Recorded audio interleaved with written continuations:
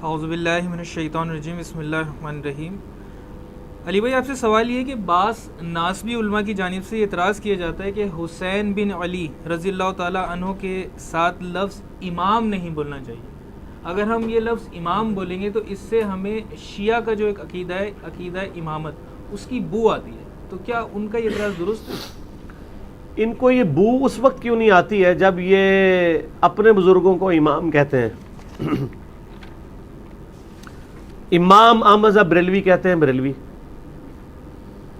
امام ابن تیمیہ کہتے ہیں اہل حدیث، اس وقت ان کو یہ بو نہیں آ رہی ہوتی۔ اس طریقے سے دیوبندی بھی اپنے بزرگوں کے لیے امام کا لفظ استعمال کرتے ہیں۔ اگر کسی کا چہرہ سرخ ہے تو اپنا چہرہ پیٹ پیٹ کے سرخ نہیں کر لینا چاہیے۔ امام کا لفظ اگر اہل سنت یوز کرتے ہیں وہ ان معنوں میں نہیں کرتے ہیں۔ یہ لفظ چھوڑنے کے لیے آپ کو شرعی دلیل چاہیے کہ اس کی حرمت آ جائے۔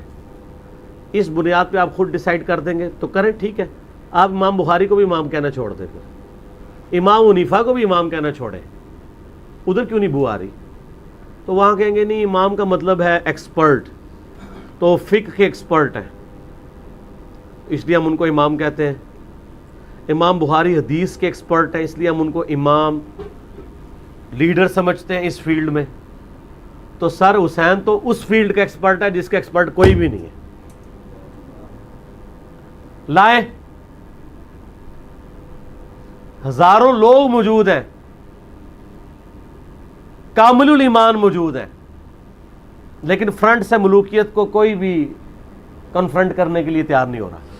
تو حسین ابن علی امام ہیں کہ حق کے لیے آواز بلند کرنے والے تھوڑے ہی اگرچہ ہوں، آپ نے سچائی کا ساتھ دینا ہے۔ اس فیلڈ کے اندر سیدنا حسین ابن علی امام ہے۔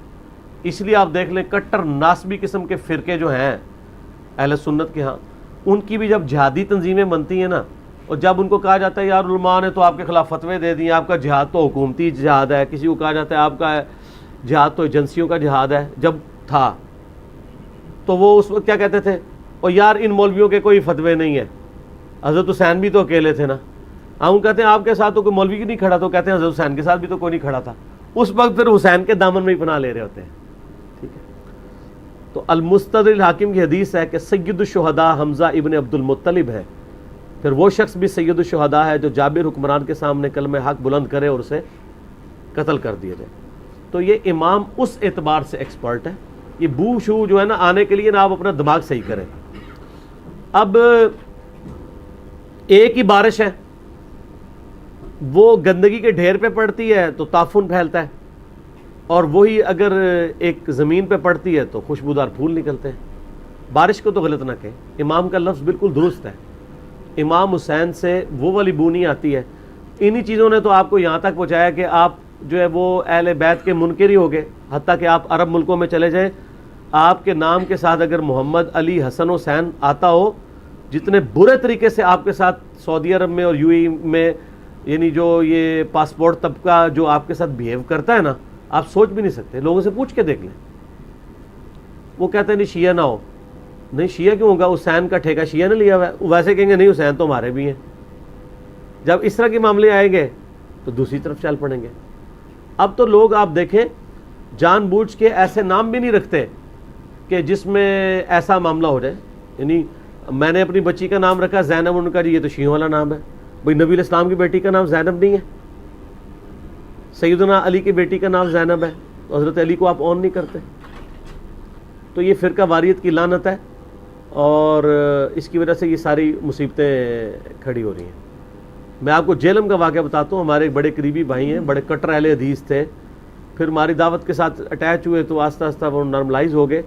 ان کا بیٹا پیدا ہوا تو انہوں نے اپنے بیٹے کا نام محمد علی رکھا، میری وجہ سے نہیں، مولا علی کی وجہ سے۔ تو وہ اتنا بڑا مولوی جہلم کا، فاضل مدینہ یونیورسٹی یا فارغ مدینہ یونیورسٹی، تو وہ مبارکباد دینے کے لیے گئے تو انہوں نے پوچھا کہ آپ نے اپنے بیٹے کا نام کیا رکھا ہے؟ تو انہوں نے کہا کہ جی محمد علی۔ اوہ ایکڑا نام رکھتا جی شیعہ والا۔ تو یہی تو ہم کہتے ہیں کہ مسئلہ یہ ہے کہ آپ اقراری نہیں ہیں۔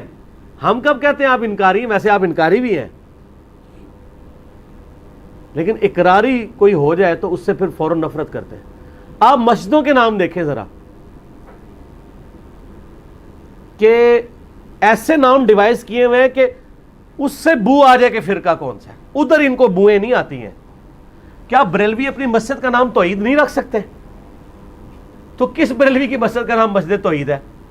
تو آپ بریلوی سے پوچھیے یار آپ توحید کو نہیں مانتے، کہیں گے مانتے ہیں تو نام کیوں نہیں مسجد کا رکھتے؟ وہ کہتے ہیں وہابیوں والا نام ہے، بو آتی ہے. اے بو تو جو آمد دے رہے جے. اچھا اگر مسجد کا نام ہو بہار مدینہ تو کس فرقے کی ہوگی؟ تو اہل حدیث بہار مدینہ کو نہیں مانتے.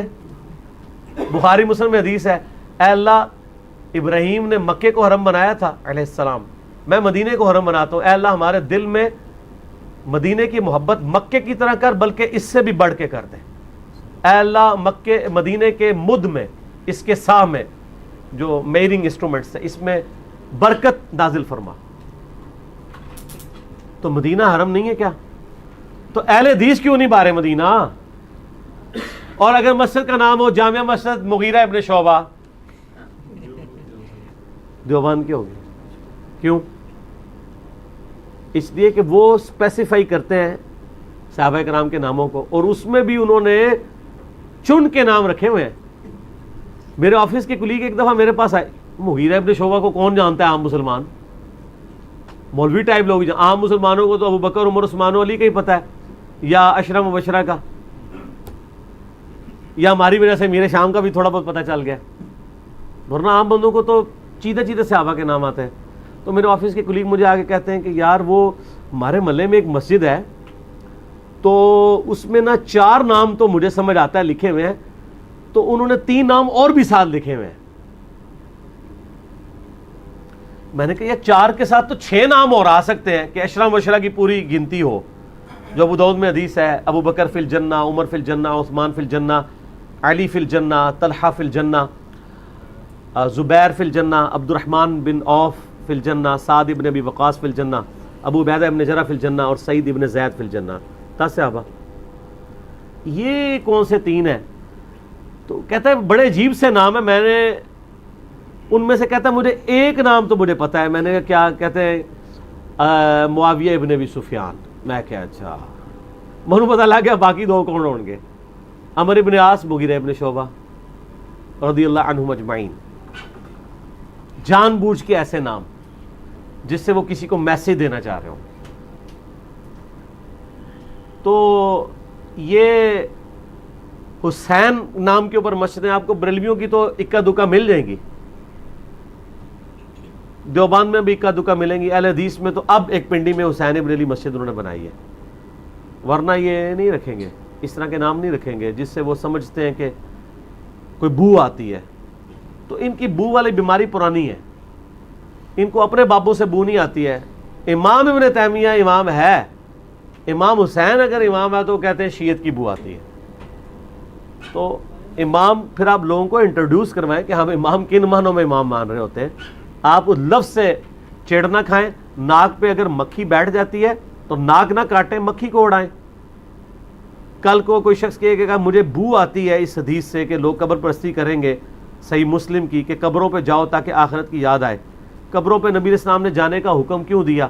نہ جانے کا حکم ہوتا اور نہ لوگ قبر پرستی کرتے. آپ کو تو حکم دینا چاہیے تھا قبروں پہ کبھی نہ جاؤ، مر گیا مردود، نہ فاتحہ نہ درود، دفنانے کے بعد کبھی دیکھو بھی نہ کسی کی شکل، گاڑی بیٹھ کے دعا کرو. کاش حضور یہ کہہ دیتے لوگ قبروں پہ جانا، قبروں سے مانگنا چھوڑ دیتے. سر پھر بھی لوگوں نے نہیں چھوڑنا تھا، اس لیے کہ جنہوں نے غلط کام کرنا ہے وہ کرنا ہے.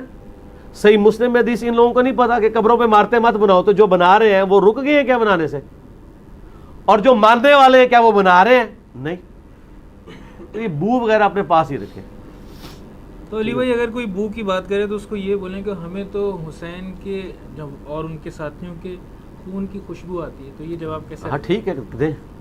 ایک جذباتی جواب ہے، علمی جواب دینا چاہیے.